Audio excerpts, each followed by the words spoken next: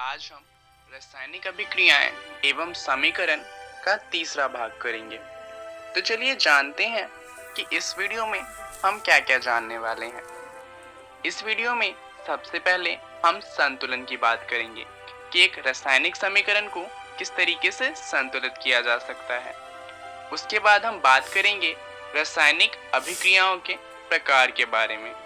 संतुलन के बारे में आपने पिछली वीडियो में भी जाना था।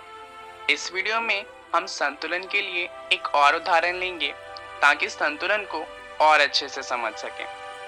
तो चलिए उदाहरण लेते हैं लोहे की जल के साथ प्रतिक्रिया का। लोहा यानी कि फेरस जब जल के साथ अभिक्रिया करता है तो लोहे का ऑक्साइड बनाता है, जिसका सूत्र होता है Fe3O4। इसके साथ साथ हमें हाइड्रोजन गैस भी मिलती है। तो चलिए हम इसी समीकरण को संतुलित करेंगे। जैसा कि हम जानते हैं कि हम तत्वों के रासायनिक सूत्रों को नहीं बदल सकते, तो सबसे पहले हम क्या करेंगे कि हम प्रत्येक सूत्र के चारों ओर एक बॉक्स बना लेंगे। इससे फायदा क्या होगा कि हमें याद रहेगा कि इन बॉक्स के अंदर कोई भी बदलाव नहीं किया जा सकता, तो गलती होने की संभावना कम हो जाती है। चलिए इसके बाद हम सबसे पहले क्या करेंगे कि हम असंतुलित समीकरण में उपस्थित विभिन्न तत्वों के परमाणु की संख्या की एक सूची बनाएंगे। जैसा कि आप देख सकते हैं, बाईं तरफ जो फेरस यानी कि लोहा है उसका एक अणु है, हाइड्रोजन के 2 अणु हैं और ऑक्सीजन का 1 अणु है। वहीं दाईं तरफ की बात करें तो फेरस के 3 अणु हैं, ऑक्सीजन के 4 अणु हैं और हाइड्रोजन के 2 अणु हैं। चलिए अब हम क्या करेंगे कि सुविधा के लिए हम सबसे अधिक परमाणु वाले यौगिक को सबसे पहले संतुलित करेंगे। तो इस समीकरण में सबसे ज्यादा अणु वाला यौगिक है कौन सा? अगर हम ध्यान दें तो हम देख सकते हैं कि यहाँ पर ऑक्सीजन के 4 अणु हैं, जो इस पूरे समीकरण में सबसे ज्यादा है। तो हम सुविधा के लिए सबसे पहले ऑक्सीजन को ही संतुलित करेंगे। समीकरण में देखें तो यहाँ सारणी में हम देखेंगे कि बाईं तरफ ऑक्सीजन का 1 अणु है, वहीं दाईं तरफ ऑक्सीजन के 4 अणु हैं।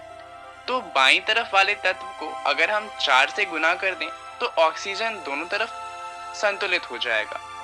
इसके लिए हम ऑक्सीजन को 4 से गुना करेंगे। जब हम ऑक्सीजन को 4 से गुना करेंगे तो यहाँ पर ध्यान दीजिए कि हाइड्रोजन भी है। ऑक्सीजन तो 4 हो जाएगा, परंतु हाइड्रोजन पहले से 2 है, वो भी 4 से गुना होगा और इससे जो हाइड्रोजन है वो 2 की जगह 8 हो जाएगा।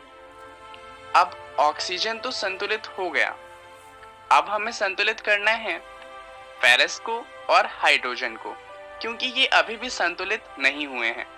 तो सबसे पहले चलिए हम फेरस को संतुलित कर लेते हैं। यहाँ आप देखेंगे कि बाईं तरफ फेरस का 1 अणु है और दाईं तरफ फेरस के 3 अणु हैं। तो अगर हम बाईं तरफ वाले फेरस को 3 से गुना कर दें तो वो संतुलित हो जाएगा। चलिए इसके लिए हम जो बाईं तरफ वाले समीकरण है उसमें फेरस को 3 से गुना करेंगे। इससे जो नई सारणी बनेगी वहां पर फेरस और ऑक्सीजन दोनों ही संतुलित हो चुके हैं। अब हमें संतुलित करना है हाइड्रोजन को। जैसा कि आप देखेंगे बाईं तरफ हाइड्रोजन के 8 अणु हैं और दाईं तरफ हाइड्रोजन के 2 अणु हैं। तो दाईं तरफ वाले समीकरण को अगर हम 4 से गुना करें तो दाईं तरफ भी हाइड्रोजन के 8 अणु हो जाएंगे। तो हम ऐसा ही करेंगे, हम दाईं तरफ वाले हाइड्रोजन को 4 से गुना करेंगे। इससे क्या होगा कि दाईं तरफ अब हाइड्रोजन के भी 8 अणु हो जाएंगे। अब अगर आप सारणी को ध्यान से देखें तो सारणी की दोबारा से जांच करने पे हम पाएंगे कि दोनों ही तरफ परमाणुओं की संख्या बराबर है। तो हम कह सकते हैं कि जो हमारा समीकरण है अब ये संतुलित हो चुका है। तो हमारा जो संतुलित समीकरण है वो कुछ इस तरीके का दिखता है। 3Fe प्लस में 4H2O, इससे हमें मिलता है Fe3O4 जो कि लोहे का ऑक्साइड है और 4H2O जो कि हाइड्रोजन गैस है। तो अब समीकरण तो संतुलित हो चुका है, परंतु अब बात आती है कि क्या कोई ऐसा तरीका है जिससे जो हमारा रासायनिक समीकरण है उसको और अधिक सूचनापूर्ण बनाया जा सके। क्या हम ऐसा कुछ कर सकते हैं जिससे वो हमें और ज़्यादा सूचना प्रदान करे? एक तरीका तो ये है कि जो हमारा रासायनिक समीकरण है उसके अंदर हम अभिकारक तथा उत्पाद की भौतिक अवस्था को भी दर्शाएं। ये हम किस तरीके से कर सकते हैं? जैसे कि मान लीजिए कोई अभिकारक या फिर उत्पाद गैस की अवस्था में है, तो उसके लिए हम अंग्रेजी के अल्फाबेट G का इस्तेमाल करेंगे। वहीं अगर कोई तत्व द्रव अवस्था में है तो उसके लिए हम L का इस्तेमाल करेंगे। अगर कोई तत्व जलीय अवस्था में है तो उसके लिए हम AQ का इस्तेमाल करेंगे। यहाँ पर जलीय अवस्था का मतलब है कि जो भी तत्व है वो जल में घुला हुआ है। उसके अलावा अगर कोई तत्व ठोस अवस्था में है तो उसके लिए S का इस्तेमाल किया जाता है। चलिए एक उदाहरण देख लेते हैं जिससे ये आसानी से समझ आ जाए। उसी समीकरण को लेते हैं जिसे हमने अभी अभी संतुलित किया था। यहाँ पर हम जानते हैं कि जो लोहा है वो ठोस अवस्था में होता है, तो उसके नाम के साथ में हम ब्रैकेट के अंदर S लिखेंगे। जल के साथ हम G लिखेंगे और लोहे का ऑक्साइड तो ठोस अवस्था में होता ही है, तो उसके साथ भी S आएगा। और हाइड्रोजन गैस तो गैस अवस्था में होती ही है। अब यहाँ पर आप देखेंगे कि जल के साथ हमने G का इस्तेमाल किया है।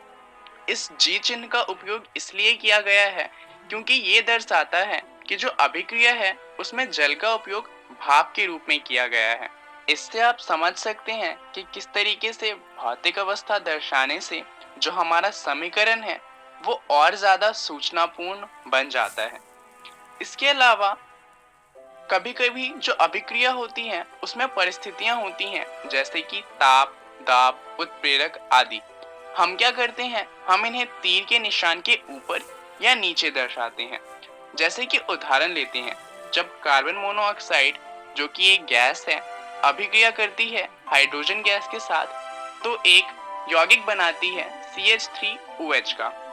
अब इस अभिक्रिया को होने के लिए 340 ATM का दाब चाहिए होता है। तो अगर हम चाहते हैं कि समीकरण में इस बात को दर्शाएं तो हम क्या करेंगे कि जो तीर का निशान है हम उसके ऊपर या नीचे इस चीज को लिख देंगे।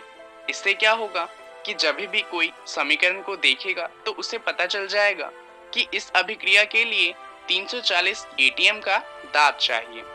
चलिए अब बात कर लेते हैं रासायनिक अभिक्रियाओं के प्रकार के बारे में। रासायनिक अभिक्रिया 5 प्रकार की होती हैं।